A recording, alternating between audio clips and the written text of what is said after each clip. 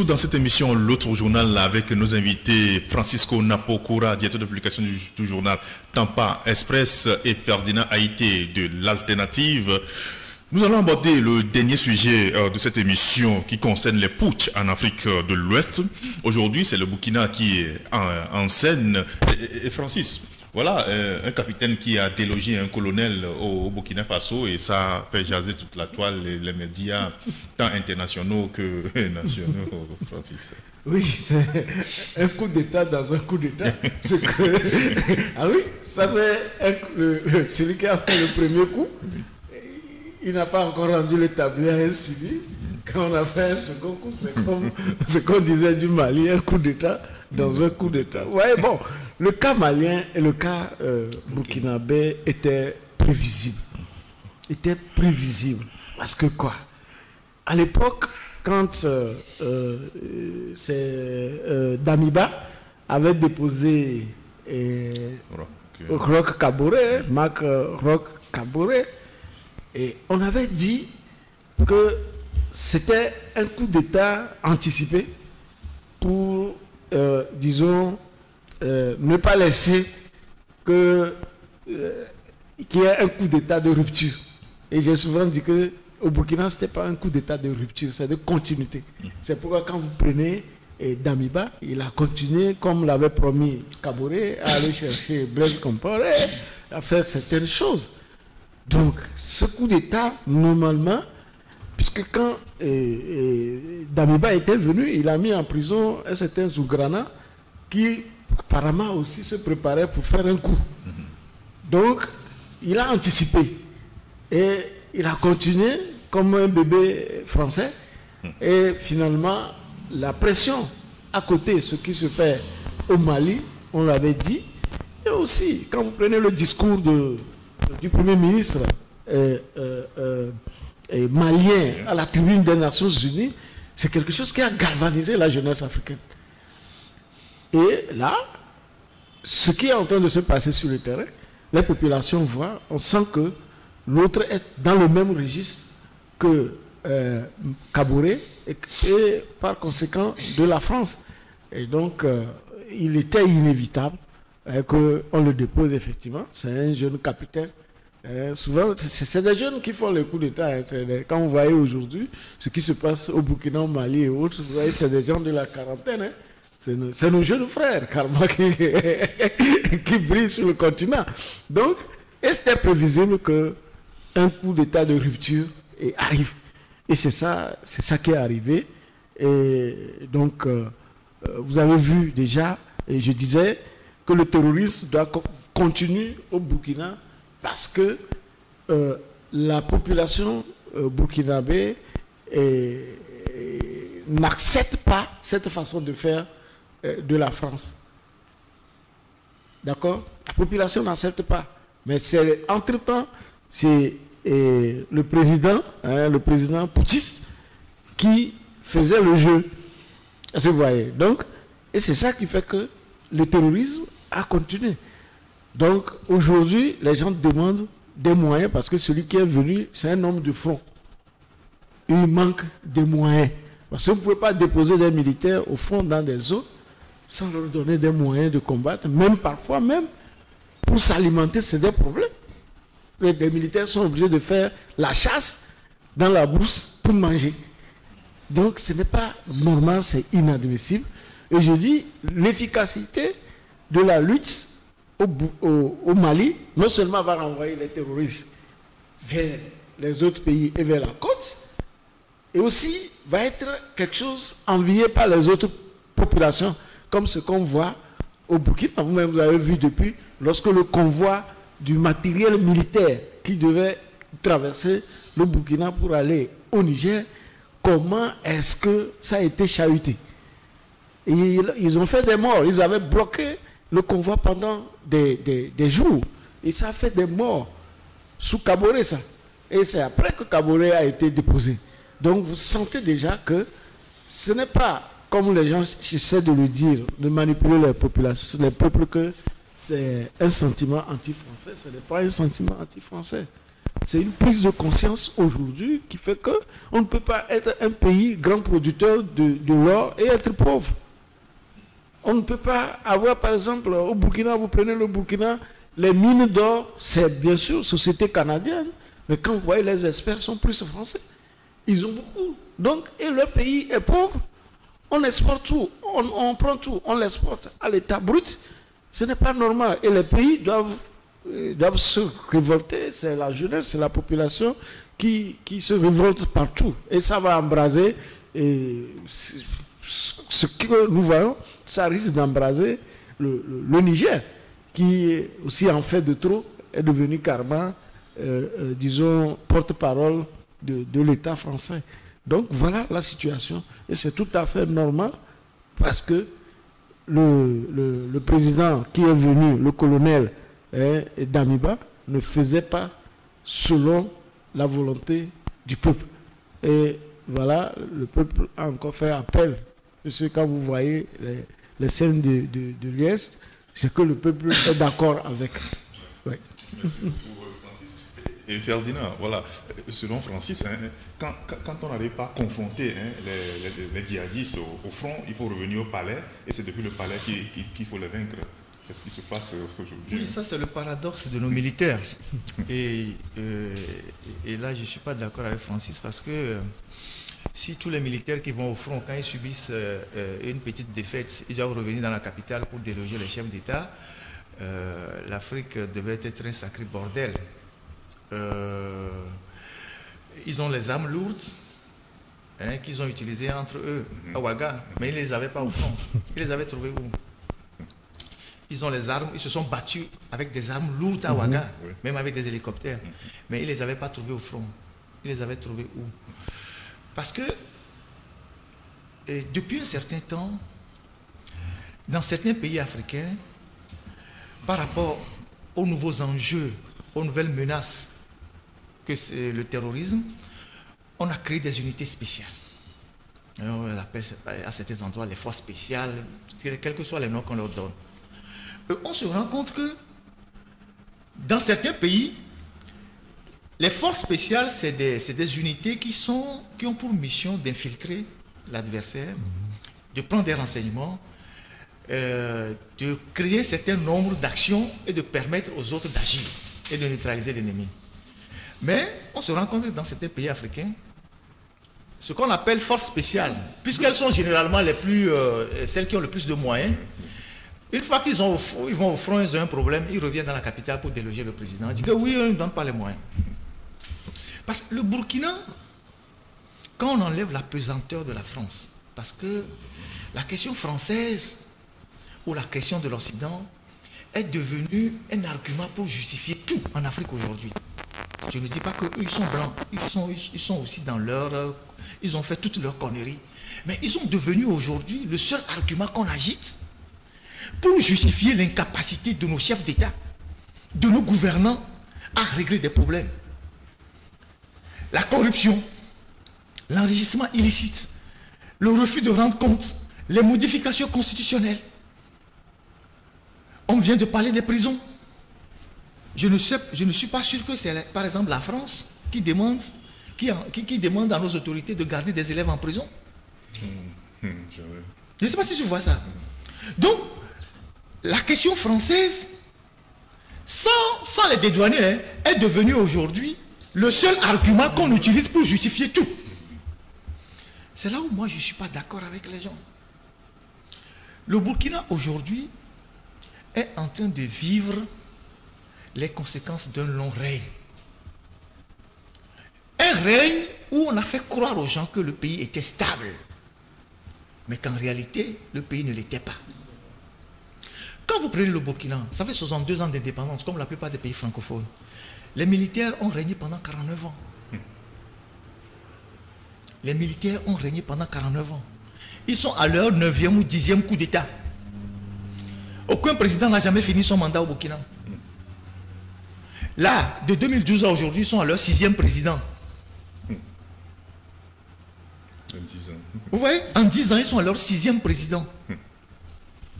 Parce que quoi? Parce que pendant le long règne de Blaise Compaoré, l'armée burkinabé donnait l'apparence d'une armée unie, solide, mais elle n'était pas une. Il y avait la garde prétorienne qui gardait le pouvoir de Blaise Compaoré, comme toujours on en trouve dans nos armées, qui était le RSP avec à sa tête Diendéré. Ils ont passé tout le temps à éliminer tous ceux avec qui sont venus au pouvoir, les Kaboré, comment on appelle, les Lengani, tout ça, ils ont formaté des coups pour les éliminer tous. Et la chute de Blaise Compaoré a disloqué la seule unité qui était la plus armée du Burkina, qui était le RSP. Donc, il y a eu l'épisode Zida, voyez-vous, parce que c'était l'unité la plus équipée et tout et tout. Donc, il y a eu l'épisode Zida. Il y a eu après l'épisode Diendéré qui attendait de remettre en cause la transition. Et les gens comme Damiba viennent de cette unité-là. Donc, ces gens n'ont jamais été sur le terrain. Ils ont toujours été dans le pouvoir, dans les palais. Tous ces militaires que vous voyez là, Diendéré, Damiba et Zida, c'était pas des militaires, des officiers qui faisaient la guerre. Ils étaient là juste pour protéger le pouvoir de leur patron Blaise Compaoré. Aujourd'hui que Blaise Compaoré est tombé, chacun pense que c'est son heure qui a sonné. Au point qu'ils sont en train de se faire la guerre dans l'armée burkinabé. Parce que les seuls vainqueurs de cette histoire qui se passe au Burkina, là, c'est les djihadistes. Ils tiennent 40% du territoire. Et ils ont réussi à désorganiser l'armée burkinabé de l'intérieur. Le Burkina n'a plus d'armée aujourd'hui. Ils ont des bandes armées. Il faut avoir le courage de le dire. Ils ont des bandes armées. Ceux qui ont pris le dessus aujourd'hui, ceux qui ont perdu sont en train de ruminer leur tour. Ceux qui ont pris... Parce que Damiba a dit quelque chose avant que la situation ne dégénère. Qu'est-ce qu'il a dit? Pas lui directement, mais le porte-parole. Il a dit l'attaque qui a eu lieu à Gatingé ou quoi là, qui avait des complicités avec les djihadistes. Et l'un des éléments qui déterminait cette complicité-là, c'est que l'hélicoptère, le MiG, qui faisait la couverture aérienne du convoi, a rebroussé chemin, sous prétexte qu'il a manqué de carburant. C'est dès que l'hélicoptère est parti que le convoi a été attaqué. Qui sont ceux qui ont fait ça? Il en est de même pour la chute de Roch Kaboré. Il y a eu le problème de Ignata, où on a décimé une partie de l'armée burkinabé, qui soi-disant n'était pas ravitaillée, n'avait pas de moyens. Et Roch a demandé une enquête. L'enquête a démontré qu'il n'y avait pas seulement des dysfonctionnements, mais qu'il y avait des complicités. Mais c'est cet incident-là qui a fait tomber Roch. Et le même incident, de même nature, fait tomber Damiba. Donc, ce qui se passe là doit nous inquiéter. Parce que ce n'est pas le petit capitaine là qui va régler quoi que ce soit. Quand vous êtes au front et que vous criez que bon, il y a un manque de rations alimentaires, il y a un manque de ci, quand vous revenez au palais là, et qu'on vous ouvre la réalité, vous constatez que la situation est plus grave que ça. Vous voyez? Et donc, ce sont les conséquences de ce long règne de Compaoré. Et on ne devait pas, quel que soit ce qu'on pourrait reprocher à Christian Kaboré, le coup d'État en était trop. Parce que les coups d'État en Afrique ont des conséquences immédiates sur nos armées. D'abord, ça rompt la chaîne de commandement. C'est la première conséquence. Il y a la chaîne de commandement qui est rompue. Ça démobilise. Ça, il y a une rupture générationnelle qui laisse des traces. Parce que l'armée, c'est une carrière. Vous êtes capitaine aujourd'hui, demain vous serez commandant, après vous serez colonel, après vous serez ceci, vous serez général. Mais dans nos armées en Afrique, les coups d'État font que des gens qui n'ont pas qui n'ont pas achevé leur formation pour donner les ordres deviennent les donneurs d'ordre. Je ne sais pas si vous connaissez. Le petit capitaine là, je l'appelle petit entre griffes, c'est pas péjoratif, ce capitaine, parce que la fonction du président prime sur le grade, va commencer par donner des ordres aux généraux. Vous pensez que cette armée va aller où? Elle vise à où? L'Afrique est remplie de ça. L'Afrique est remplie de ça. Donc les coups d'État, non seulement ça désorganise tout, l'administration, et ça nous fait perdre de l'argent, ça fait perdre des hommes. On utilise des armes qu'on a achetées pour protéger les citoyens, pour se tirer dessus. Après, il y a les ruptures de commandement. Il y a le désordre dans l'armée. Et après, il y a les ruptures de génération. Tous les colonels là, qui sont au Burkina, les généraux, vous pensez qu'ils seront contents d'être commandés par le capitaine? Ça veut dire que le problème n'est pas réglé. Avec son orgueil. Oui, parce que lui, quand il est arrivé là, il va constituer aussi son cercle. Bien sûr. Il va constituer son cercle. Vous voyez qu'aujourd'hui en Afrique, les gars, quand ils sortent, ils ont toujours les masques, parce que les coups d'État se font maintenant dans la période de Covid, tout le monde met maintenant les masques, ils ont les fusils. Vous avez vu le gars là, comment il s'appelle Doumbouya. Doumbouya, ouais. Quand il sort là, vous voyez le nombre de militaires qui l'entourent, tous les fusils sont avec lui. Vous voyez ça dans quel pays normal? Donc, c'est vrai que le système occidental qu'on a tenté je ne dirais pas de nous imposer, mais que nous avons tenté de copier en Afrique à la sortie de la conférence de la Baule avec le vent de l'Est. Donc démocratie, multipartisme, on venait de sortir des partis uniques et tout ça. Ce système, les gens l'ont perçu comme une solution aux partis uniques. Les partis uniques qui, eux, étaient dirigés par aussi des militaires, pour la plupart des cas. Sauf que, après deux alternances, les puissances occidentales n'ont pas permis que le jeu continue pour que eux-mêmes, leur propre système, soit ancré dans nos habitudes. Voilà. Ils ont changé rapidement pour revenir sur les dictateurs. Dans les années déjà 98-2000, quand on ferme la parenthèse de Mitterrand, après la parenthèse un peu de Chirac, quand les Sarkozy sont arrivés, ils s'est foutus de la démocratie. Ils ont commencé par être les VRP des grands groupes. Par exemple, Sarkozy qui retrouve Fogna Singbe en marge du sommet UE Afrique de Lisbonne, qui lui pose directement le problème de Bolloré en 2007, en disant, quand on aime la France, il faut penser à ses intérêts. Voilà. Et donc, Fort aussi se dit, je ne veux pas de problème. En 2010, ils organisent un scénario, on renvoie du Puy-Dobi, on remet le port à Bolloré. Vous voyez ce que je dis? Ça, c'est l'exemple du Togo. Ils l'ont fait dans d'autres pays, ailleurs. Et ça s'est fait et ça s'est fait au détriment de la démocratie. Parce que la réaction, c'est de fermer les yeux sur les processus électoraux tronqués, les suffrages tronqués, le maintien des dynasties. Et ça crée une frustration dans la jeunesse togolaise. C'est tout ça qui est la jeunesse africaine. C'est ça qui est en train de remonter aujourd'hui à la surface. Même quand vous prenez la Et donc, Hollande a continué. Après Sarkozy, et parce que c'est ces affaires-là qui ont fait que, bon, ils ont aussi liquidé Kadhafi, et maintenant ouvert tous les Touaregs qui sont arrivés dans le Sahel, parce qu'en réalité, le terrorisme existait déjà au Mali en 2012. Mais il a été renforcé par les Touaregs, après les Itois libyens qui a été sauté, voyez-vous. Et donc, tous ces chefs d'État-là, français, ont cautionné les fraudes électorales en Afrique, ont cautionné les successions dynastiques, ont fermé les yeux sur les exactions, les violations des droits de l'homme, pourvu que eux, les intérêts de leur société soient garantis. Donc, ils sont devenus les commerçants. Comment on appelle ça? Les démarcheurs.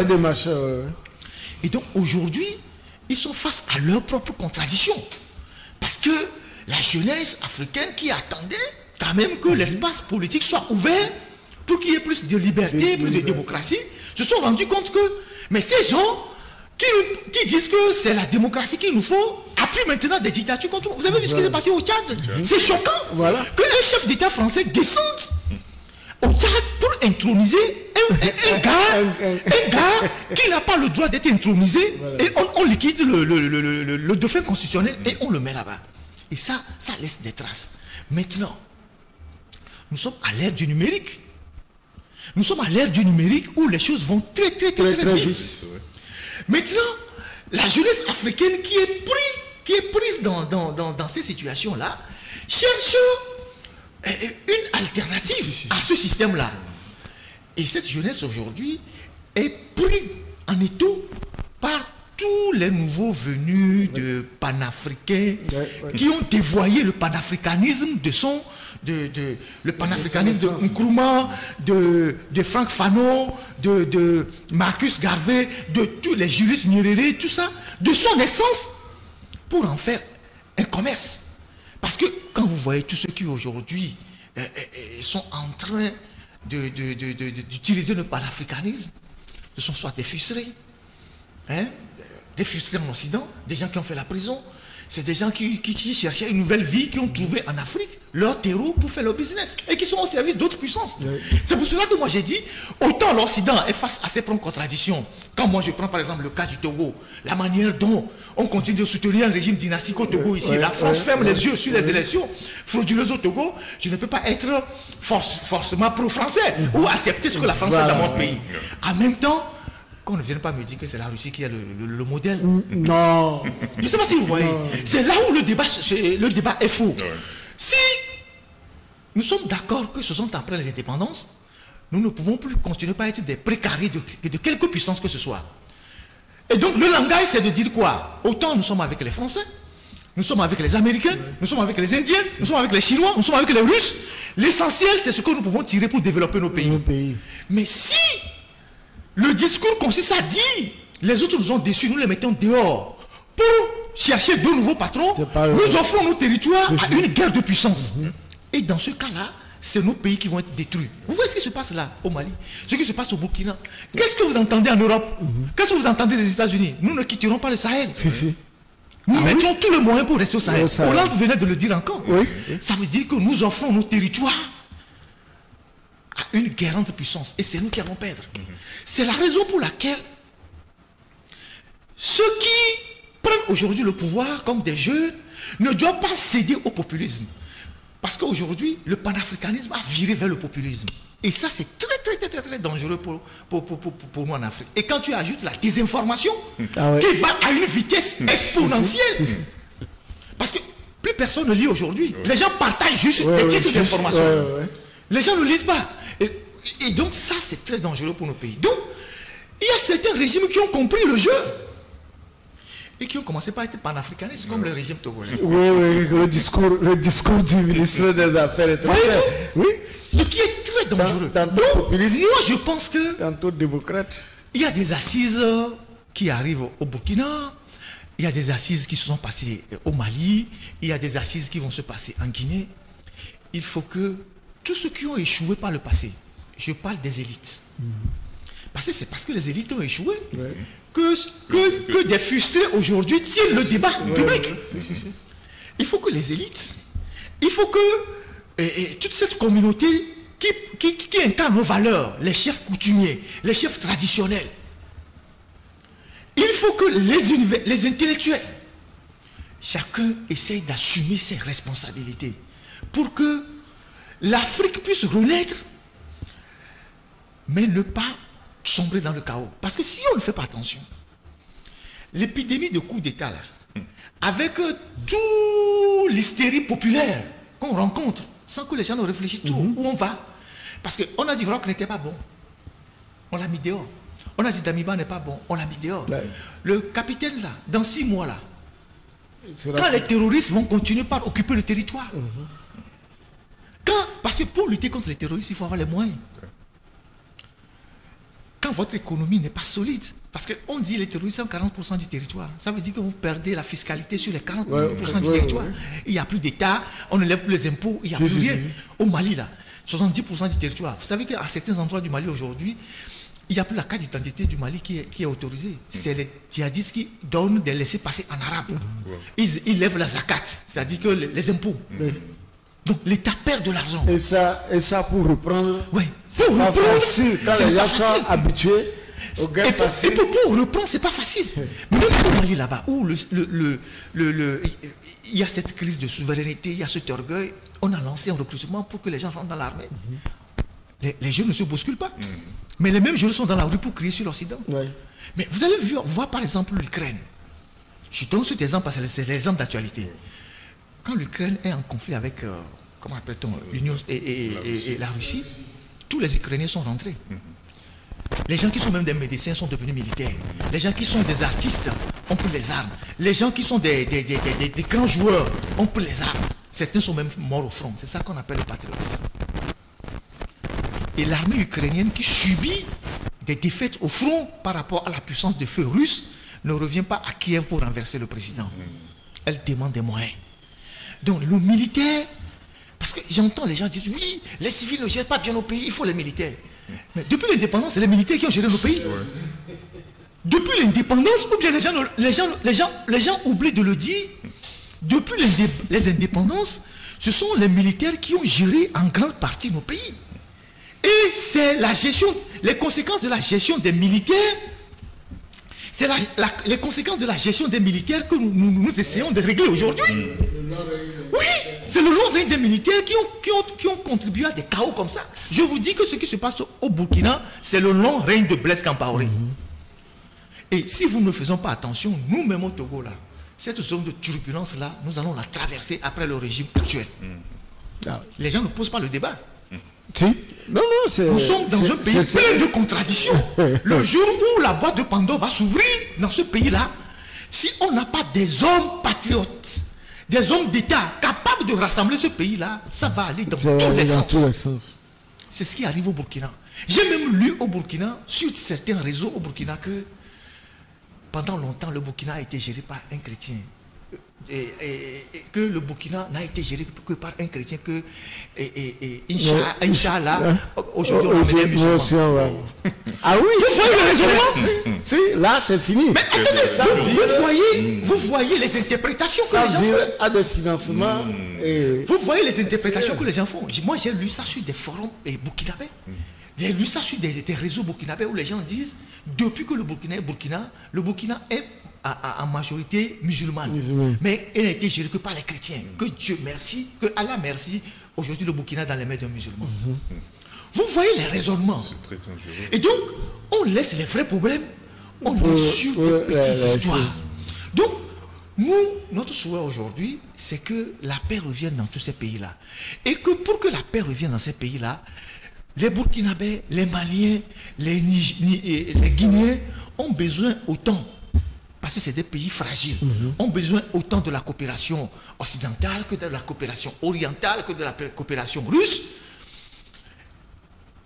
Chaque fois qu'un pays peut aider d'une manière ou d'une autre, sans demander forcément une contrepartie, pour que la paix revienne dans ce pays, c'est des initiatives que nous devons encourager. Mais si la démarche consiste à dire, nous mettons les anciens dehors, on fait venir les nouveaux maîtres, nous allons offrir nos territoires à des batailles qui ne sont pas les nôtres. Et nous allons désorganiser nos pays. C'est ce que moi je crains. Moi, je ne suis pas pro-occidental, je ne suis pas pro-russe non plus. Je suis fondamentalement attaché à mon pays. Maintenant, si mon pays peut nourrir des relations avec toutes les puissances pour que mon pays se développe, j'ai rien à foutre.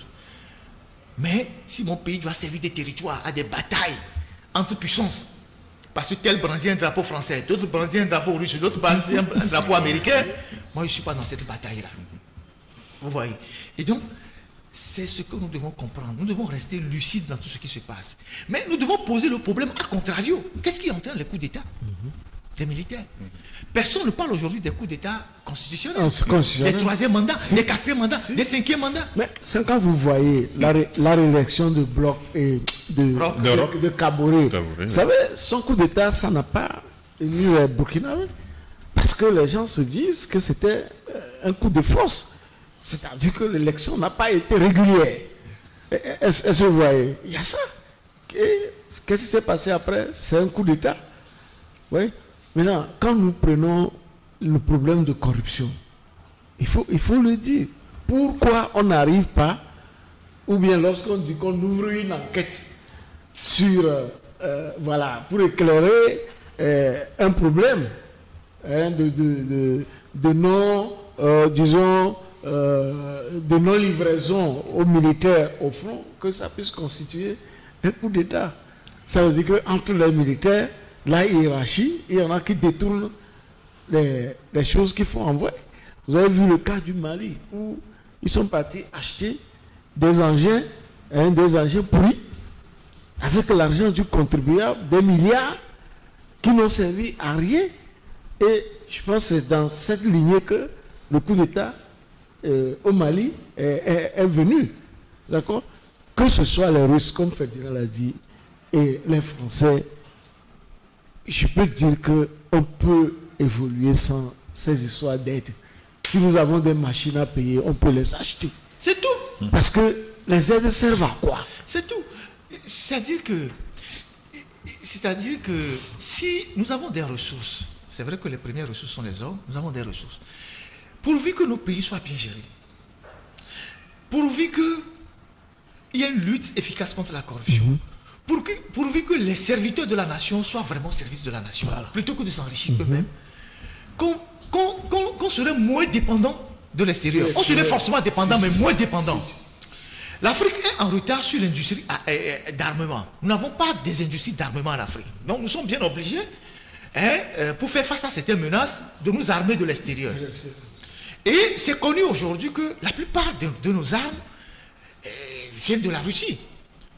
La Russie est l'un des pays qui vend le plus d'armes en Afrique parce que les armes russes sont faciles à entretenir et sont moins chères. Toutes les armées africaines ont des Kalachnikov. Toutes les armées africaines ont des MiG.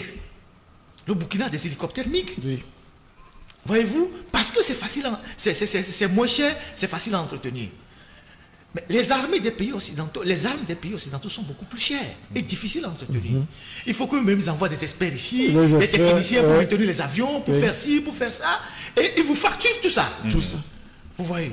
Et donc, puisque nous n'avons pas d'industrie de l'armement développée en Afrique, pour être à l'abri de ça, essayons de voir où est-ce qu'on peut avoir des moyens, des armes pour pouvoir lutter contre les menaces qui font face à nos pays. S'il faut acheter en France, il faut voir ce qu'on a besoin en France, il faut acheter auprès des Américains, s'il faut acheter auprès des Chinois, il faut acheter auprès des Indiens, des Turcs. On essaie de voir. Aujourd'hui, les Turcs sont bons dans les drones. Beaucoup de pays africains vont acheter des drones. Et personne ne leur interdit d'aller acheter des drones. Si. Donc, le problème, c'est la structure même de nos armées en Afrique. Parce que nos armées en Afrique ont été toujours des gardes prétoriennes. C'est des milices prétoriques. Étant des gardes prétoriennes, ils ont été toujours au cœur du pouvoir. Voilà.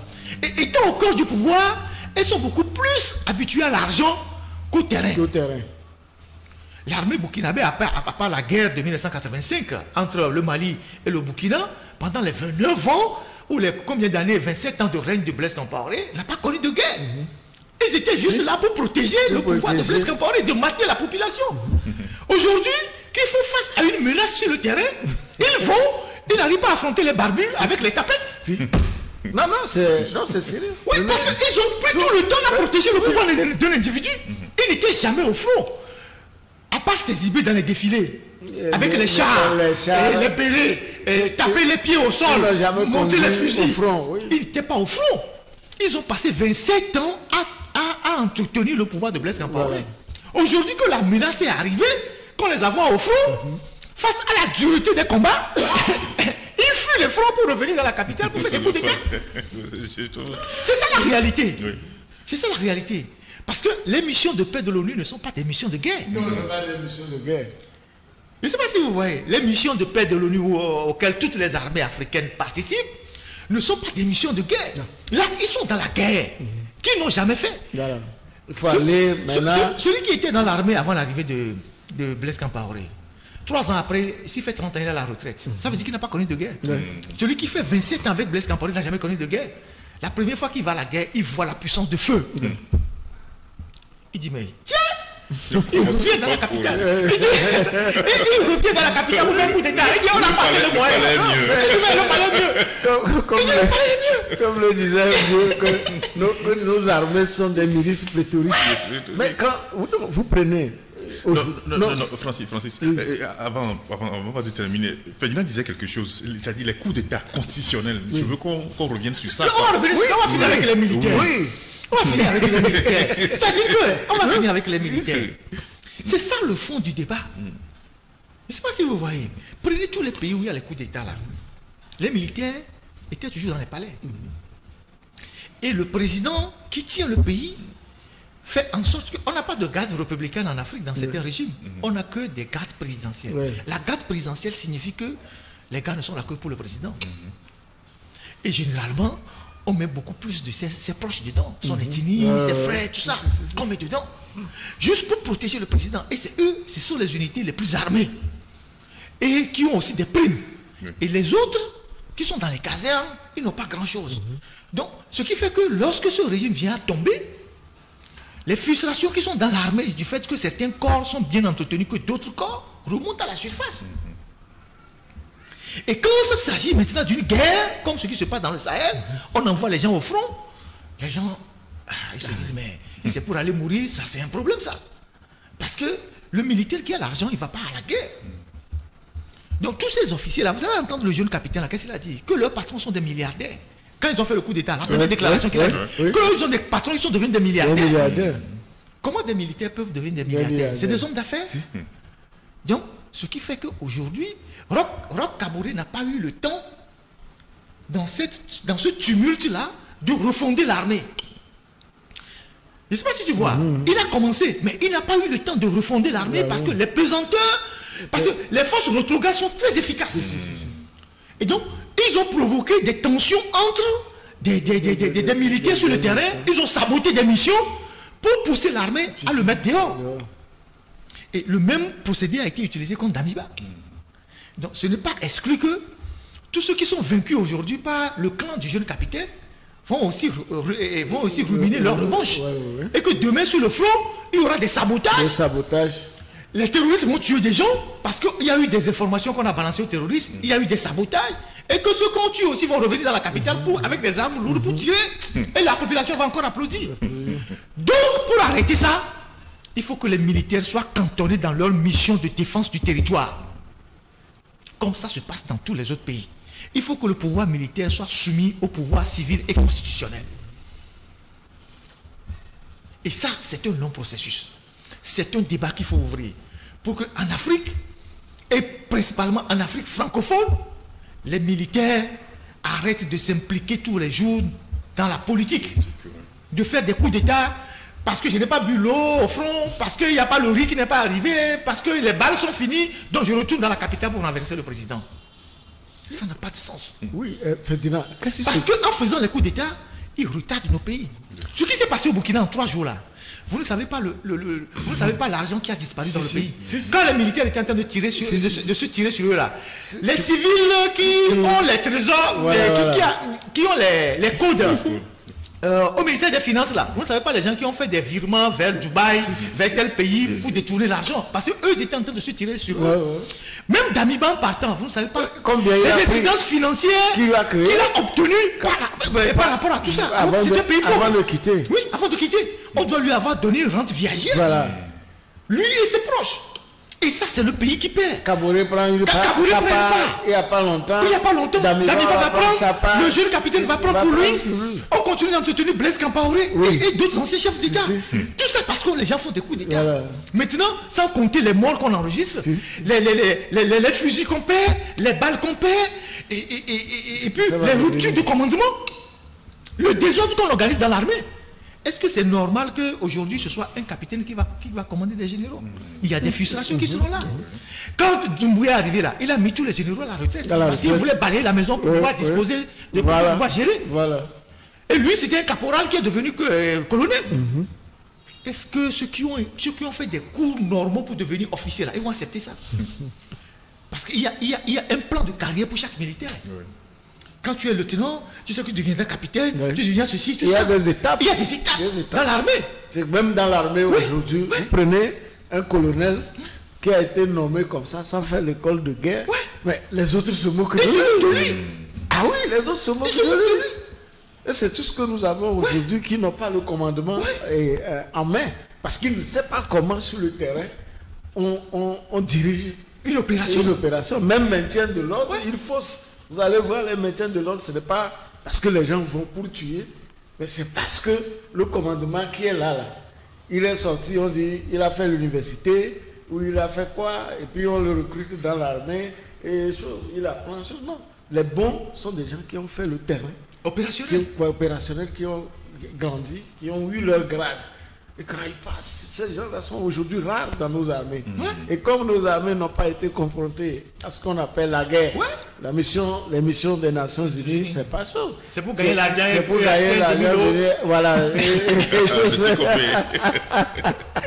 Donc voilà le problème. Mais le problème de nos armées aussi, c'est qu'on les intéresse trop à la gestion publique. Vous voyez, quand vous prenez, par exemple, quand je prends le cas du Togo, vous voyez. Ils sont tous dans l'administration. Oui. Même jusqu'à la gestion de Covid-19. Oui, ils sont tous dans l'administration. Depuis qu'on parle, on dit que le CHLM commune, là. On ouvre le CHLM commune. Les gens pensent qu'on est en train de dire que la Covid est finie, ils n'auront plus leur avantage. Mais allez voir les réalisations qu'ils sont en train de faire en ce moment précis. Ils sont tous dans l'administration. Ils sont tous à des postes où il y a l'argent.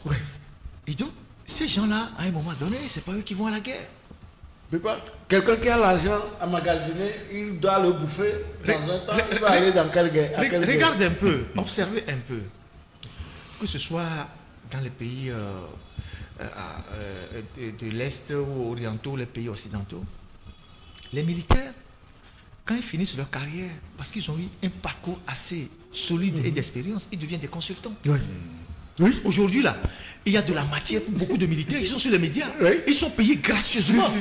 Parce qu'ils sont des consultants de guerre aujourd'hui. C'est eux que les grands médias invitent pour commenter la guerre entre la Russie et l'Ukraine. Les types d'armes utilisées, les stratégies, les tactiques, le stock d'armes que chaque pays a. Comment est-ce que la guerre va se terminer? C'est eux qu'on utilise aujourd'hui. Mais chez nous... Parce que pour pouvoir aller faire ces commentaires-là, c'est que tu as déjà été sur le terrain d'opération. Tu sais comment ça se passe. Chez nous en Afrique. Ils sont dans l'administration. Vous avez une question militaire qui concerne l'armée. Vous ne pouvez pas obtenir les informations de quelqu'un pour voir. Par exemple, quand vous prenez même les attaques de Pekbankandi et autres, que même un retraité, personne n'est en mesure de vous dire à peu près ce qui s'est passé. Non. Mais tous ils sont là, quoi. C'est dommage. C'est dommage. Alors que c'est une richesse, comme il a dit, être consultant sur un dossier. Les cas maliens, les cas je suis sûr que dans nos armées, il y a eu des gens qui ont une fois échangé avec les Mamadi Doumbouya, les collègues, tout ça là. Et ils connaissent, ils peuvent venir expliquer, dire lui là, voilà. Mais ils ne sont pas en mesure de le faire. Ils ont même à la retraite, au bord de la tombe, ils ont peur. Est-ce que vous voyez? Donc c'est le problème auquel nous sommes confrontés. On se demande si on a vraiment des spécialistes. Donc quand on intéresse trop aussi les militaires à la chose publique, c'est ça. Ils sortent de leur cadre. Voilà, de leur cadre. Ils sortent de leur milieu. Même quand vous prenez la mission de nos forces de l'ordre, c'est totalement transformé. C'est-à-dire qu'ils sont là à protéger des familles. Quand vous prenez les gens qui sont à la disposition des familles, même d'autres même, c'est-à-dire on les transforme en boniche à la maison.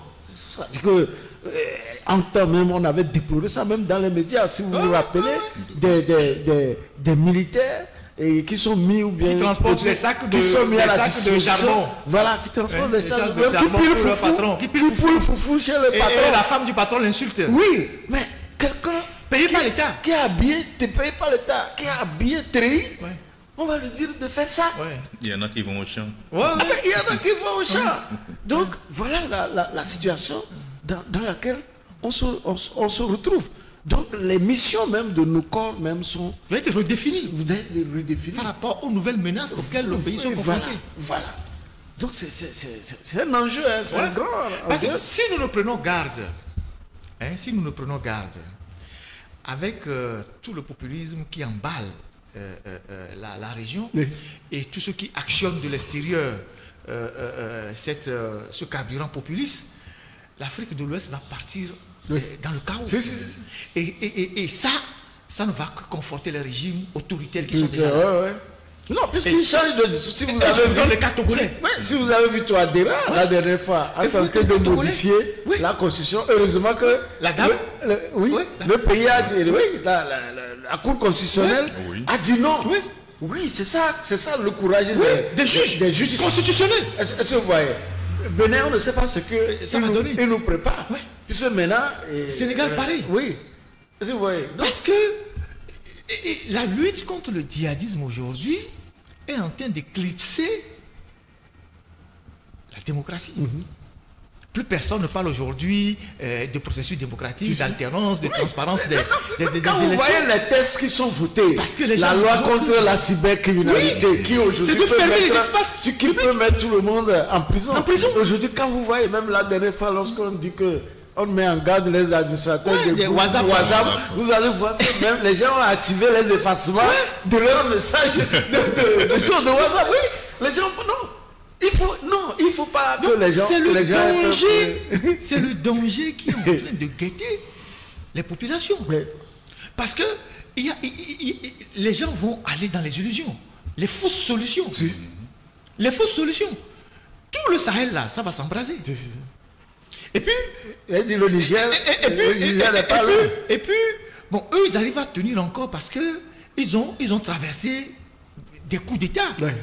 Avec l'épisode des Tandia, des Maïna Sara, tout ça. Ouais. Donc les gens ont commencé par comprendre un certain nombre de choses. Maintenant, les trois pays là, n'oubliez pas que c'est des pays où le rejet de l'Occident passe vite parce que c'est des pays qui ont été marqués par le marxisme. Que ce soit le Oui, Mali, oui. que ce soit le Burkina, Mali de Modibo Keïta, Burkina de Sankara, et puis la Guinée de Sékou Touré. Donc les gens sont rapidement réceptibles à des messages de ce genre. Voilà. Vous voyez. Et donc, on est dans une zone où, si on ne fait pas très attention, parce que l'équilibre est difficile à avoir. L'équilibre est difficile à avoir. Je ne sais pas si vous voyez. Et donc, on risque de tomber dans les mains de tous les apprentis sorciers qui vont nous vendre tous les schémas possibles. Et on va finir de coup d'État en coup d'État. Et si on ne fait pas, on y prend garde, nos pays vont devenir des Somalie. Avec une CEDEAO qui est vidée, totalement grabatée. Oui, la CEDEAO. Totalement grabatée. C'est vrai. C'est pour cela que je dis, il faut multiplier les espaces de réflexion. Parce que c'est quand la réflexion déserte la cité que les obscurantismes prennent le contrôle du débat qu'on arrive là. Parce qu'aujourd'hui, la réflexion a déserté la cité. Même les élites ne sont plus capables de poser le débat. Et je le dis, aujourd'hui, par exemple, il y a beaucoup de jeunes qui gravitent autour du pouvoir. Ouais. Mais seulement, vous allez voir, c'est les ministres qui font l'effort d'aller à la rencontre, d'aller au débat. Mais tous les jeunes on dirait qu'ils portent les masques au lieu qu'on les déverse sur des médias pour confronter les idées. Ils vont gagner beaucoup. Est-ce que vous voyez? Donc, ce n'est pas le moment de fermer les libertés. Ce n'est pas le moment de fermer les WhatsApp là. Moi, je laisser les gens discuter. Moi, je prends plaisir. Vous allez apprendre beaucoup. Vous savez, la dernière fois, moi, j'ai rencontré un officier qui me dit, vous avez eu à tenir un débat de bonne qualité à l'autre média avec Ferdinand Haïté, lorsque vous avez évoqué si les drones militaires peuvent fonctionner dans notre pays avec la connexion Internet qui n'est pas dont on ne connaît pas le nombre de G. On nous avance seulement 4G, 3G, 5G même, on nous avance. Mais effectivement, ça fait partie des problèmes. Vous allez voir que la suite, la CEP même a eu à sanctionner, à rappeler à l'ordre les sociétés concernant les zones des savanes qui ne sont pas bien couvertes ou bien j'avais suivi. Donc ça veut dire que il y a des choses que la presse, que nos débats révèlent et qui sont des choses évidentes. Est-ce que vous voyez? Donc ce n'est pas aujourd'hui le moment de fermer les champs de réflexion. On a des enseignants à l'université qui sont nombreux, qui font des recherches, mais qui sont dans des cartons. Il faut les déverser dans les débats. Ce n'est pas seulement au moment de Covid où ils vont aller parler, non. Les problèmes de la cité, c'est beaucoup. La presse seule ne pourra pas le faire. D'accord? Et encore, cette presse qu'on affame, Ce n'est pas elle qui va faire tout ce travail-là. Il faut qu'on déverse les intérêts, que le débat circule. Hein? C'est ce qu'on peut demander à l'État togolais. C'est gratuit. Aujourd'hui, les médias, je crois, l'autre journal ici est ouvert à recevoir tout ce qu'ils veulent échanger. D'accord? Moi, je ne rate jamais les nombreuses espèces qu'on fait sur Twitter. À chaque fois qu'il y a une espèce, par exemple, hier j'en ai participé jusqu'à tard dans la nuit parce qu'il y a des experts qui sont là. Des gens qui connaissent la question militaire, les constitutionnalistes, des avocats, des gens qui sont des experts dans le domaine de la sécurité, dans le domaine de la lutte contre le terrorisme. Voilà. On confronte les idées pendant des heures.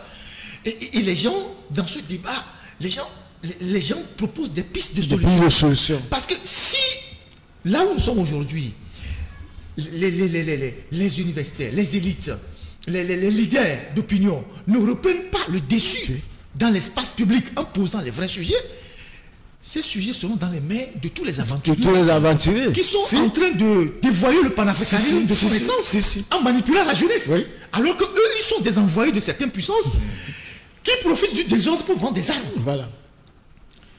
Je ne sais pas si vous avez constaté que tous ceux qui tirent sur l'Afrique de l'Ouest aujourd'hui sont de l'Afrique centrale, en majorité.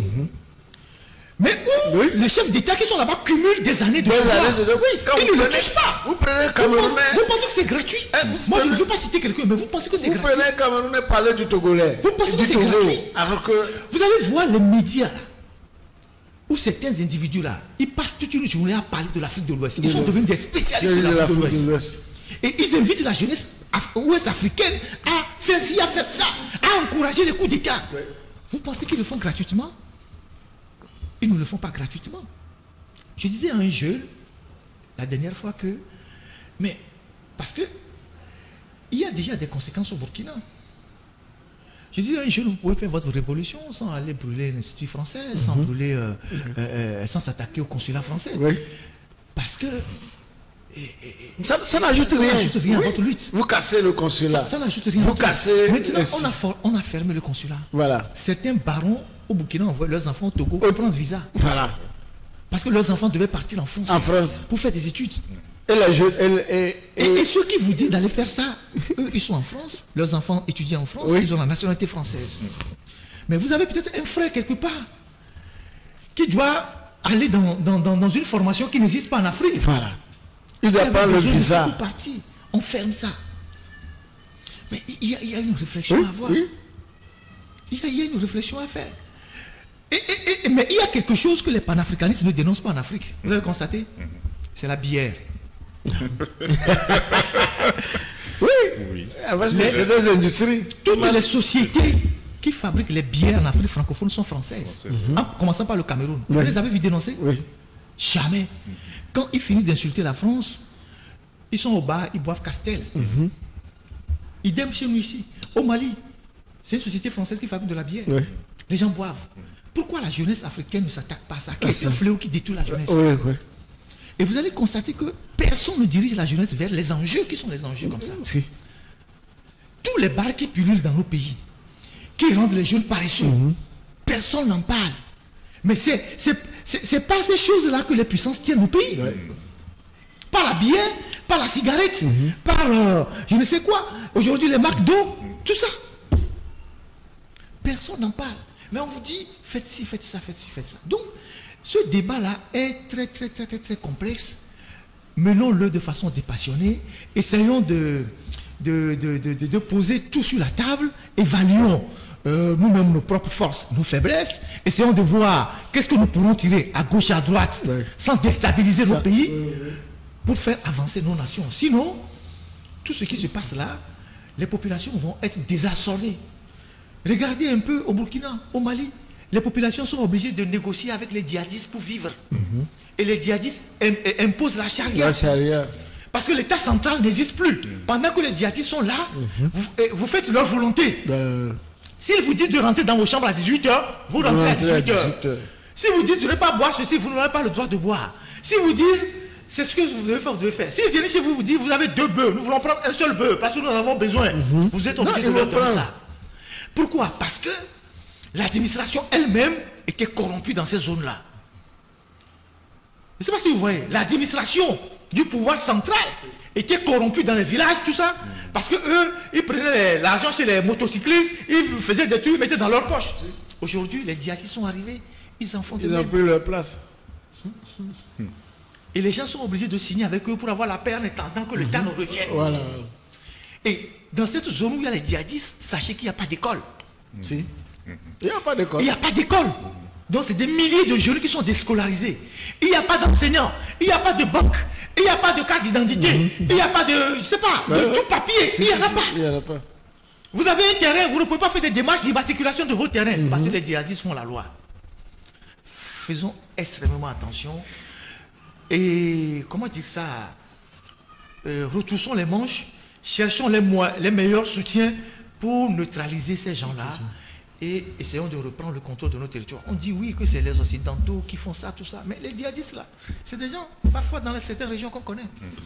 Parce qu'ils ont rapidement réussi à opposer les populations, à opposer les ethnies, à prendre les armes les uns contre les autres. C'est les contradictions internes de nos pays qui leur servent de terreau pour leur terrorisme. Voyez-vous. Donc, c'est un débat un peu complexe.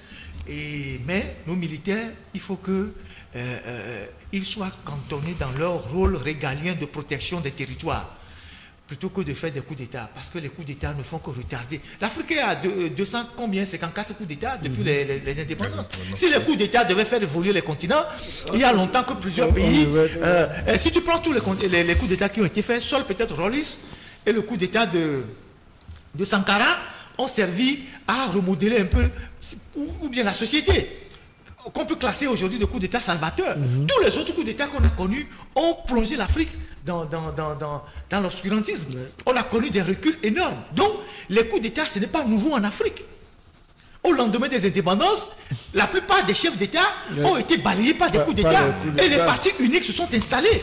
Et jusqu'à ce jour, on n'a pas évolué. Donc, les coups d'État, ce n'est pas forcément la panacée. Donc, il faut un débat public sur toutes les questions d'ordre d'intérêt national. Il faut que dans la société, chaque secteur soit cantonné dans son rôle. Voilà. Les Blancs le font, c'est pas sorcier.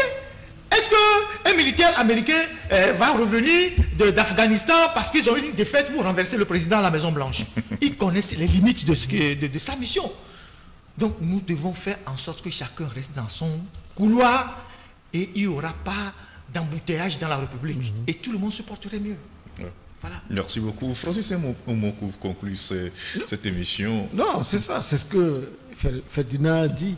C'est que les coups d'État, c'est pas ça qui va développer l'Afrique. Ça, c'est vraiment la chose. Et coup d'État constitutionnel, il faut lui dire. C'est ça. C'est nuisible. C'est la gangrène. Je dis souvent que les chefs d'État africains, c'est-à-dire que tout ce qu'ils ont, ils préfèrent la mort que la petite honte, mais qui ne devrait même pas être considérée comme une honte. Parce que quand vous voyez aujourd'hui, Barack Obama peut aller dans un supermarché s'acheter un livre ou des petites choses.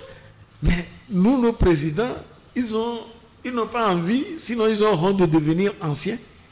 D'accord, de devenir anciens, citoyens modernes, modestes. Donc, ils préfèrent plutôt violer les constitutions, changer des constitutions pour rester à vie au pouvoir, sachant que c'est ça qui amène le coup d'État. Parce que c'est la mort. Aujourd'hui, c'est que quand vous prenez les coups d'État au Mali et autres, ça n'assassine plus. Mais quand même, il y a le risque qu'on meure comme ça. Et vous allez constater aussi que... Mais ça précipite la mort. Si, juste les anciens présidents là, on parle de santé, voilà, on parle de santé, ah ouais, il faut l'évacuer parce que ce qui va disjoncter dans votre tête après un coup d'État, c'est vraiment dramatique. Donc, il faut préparer. Il faut préparer sa sortie. Vous avez eu le temps, vous avez amassé beaucoup d'argent. Vous avez tous les privilèges du monde. Vous avez tous les privilèges. Allez vous reposer quelque part. Oui. Et laissez le pays avancer. Et puis quand on voit, il y a un enlisement. Il n'y a rien qui avance. Il n'y a rien qui avance. Pas de nouveau. Pas de nouveau. C'est-à-dire qu'on ajoute au pays, en dehors de quelques disons, chemins, routes On n'ajoute plus grand chose. Franco, regardez un peu au Burkina. Quand il y a eu le coup d'État de Damiba, à part le Conseil constitutionnel qui est resté sur place, on a dissous tout. On a refait un nouveau gouvernement. Nouveau gouvernement veut dire on a acheté de nouvelles voitures. Les gens ont eu des maisons. On a élu une nouvelle assemblée transitoire. On a choisi des gens. Chacun a eu une voiture. Chacun a eu ceci. Tout. Bon de carburant. 8 mois après, on renverse. Donc, on va reprendre la même chose. On veut faire les assises le 15 octobre. On va encore choisir de nouvelles personnes. 7 mois après, on renverse. Vous savez ce que ça coûte à l'État? Vous savez ce que ça coûte au trésor public pendant que la population est dans la misère? Il n'y a pas d'hôpitaux, il n'y a pas de centre de santé, il n'y a pas d'école. Les gens meurent. Est-ce que les gens imaginent ce que ça coûte? Et ça ne fait que le bonheur du personnel politique. Tous ceux qui n'étaient pas pris par Damiba, ils espèrent que c'est leur tour. La prochaine assemblée transitoire, ils attendent qu'on les ramasse dedans. Les gens sont en train de La politique est devenue un business. Les gens sont chez les marabouts aujourd'hui pour que leur nom apparaisse. Vous imaginez? Ceux qui vont aller donner de l'argent à la femme du nouveau président ou bien des nouveaux proches, ils sont en train de le faire pour acheter leur place. Vous imaginez? Donc, c'est à ça que nous sommes confrontés en Afrique. Et ce sont les dégâts des coups d'État qui, à la fin, n'apportent rien. Donc, il faut que les règles démocratiques que on fixe dans nos pays, même si elles ne sont pas parfaites, il faut laisser les gens... Et il faut que dans nos constitutions, il faut tirer les leçons de tout ce qui se passe. De telle sorte que dans nos constitutions-là, les régimes politiques qui vont arriver, que ce soit des régimes fondamentalement parlementaires, pour qu'on ait la possibilité de destituer un président. Un président, si ça ne va pas. Si ça ne va pas, qu'il ne soit pas le tout puissant du pays qui décide seul de tout, qui manipule les juges, qui manipule l'armée, qui manipule la cour constitutionnelle, qui manipule tout, au point que ce soit un militaire qui vient le décider. Qui manipule l'Assemblée nationale. L'Assemblée nationale. Il faut qu'on tire les leçons de tout ce qui se passe là, de manière à ce que les régimes politiques qui vont arriver après, que le président de la République ne soit pas un homme tout puissant. Après, à peine il fait un mandat, il devient un tout puissant, il contrôle tout. Même quand on doit acheter un papier dans l'administration, il faut appeler la présidence. Vous allez avoir quel résultat avec ça? Il faut qu'il y ait des postes. Parce que nous avons des assemblées nationales qui ne nous servent à rien. Non, c'est des gens seulement qu'on rémunère. C'est pour cela que la semaine surpassée, nous avons fait un article pour féliciter la présidence de la Cour constitutionnelle de la Centrafrique. C'est des juges constitutionnels comme ça que nous avons besoin en Afrique pour dire non. Quel que soit ce qui va lui arriver, mais l'autre, elle a joué sa partition. Oui, c'est des choses à soutenir. Donc, on n'a même pas d'Assemblée nationale. La modification même de la Constitution, parfois, c'est des députés même qui commencent par susciter ça. Parce que lui met son ventre devant. Il faut qu'on mette des garde-fous par rapport à tout ce qu'on est en train de vivre. Même des juristes qui offrent leur service pour les modifications constitutionnelles, il faut prévoir des dispositions pour commencer par les poursuivre. Tu es constitutionnaliste, tu es le meilleur, tu viens aider un président à modifier la Constitution, il faut qu'on te poursuive. Il faut qu'en Afrique, on commence par... Et vous voyez le paradoxe africain. Bientôt, le nouveau au Burkina va prêter serment. Oui, devant une cour constitutionnelle. Qui, normalement, ne devait pas valider ça. Les poutistes qui prêtent serment. Oui. C'est la nouveauté, ça. Paradoxe, vraiment. En tout cas, messieurs, merci beaucoup, merci pour cette émission très riche en débats que nous avons eu cet après-midi, lundi 10 octobre. Merci à toi, Francisco Napokura, directeur de publication du journal Tampa Express. C'est aussi pour nous un plaisir. C'est le prochain numéro, 27, c'est mercredi prochain. Mercredi, ok. Oui, nous avons parlé de beaucoup de choses, surtout nous avons mis un peu l'accent sur la construction des chemins de fer au Togo. C'est vraiment un sujet que normalement celui qui veut être prochain président de la République doit l'insérer dans son programme. Pour surtout l'axe Lomé-Saint-Cassé, et aller à Palimé, c'est un axe aussi qui dessert qui peut desservir le Ghana. D'accord? Donc, les Allemands avaient prévu jusqu'à Kwando. Oui. Les Allemands l'avaient tracé jusqu'à Kwando. Ils n'ont pas eu le temps de le faire, mais c'était prévu jusqu'à Kwando. Donc le plan est là. Voilà. Donc, même Lomé, la ville de Lomé, par rapport aux axes on peut rejuster les chemins de fer pour le transport urbain. Voilà. Sans forcément aller dans les histoires de métro qui coûtent cher. Voilà.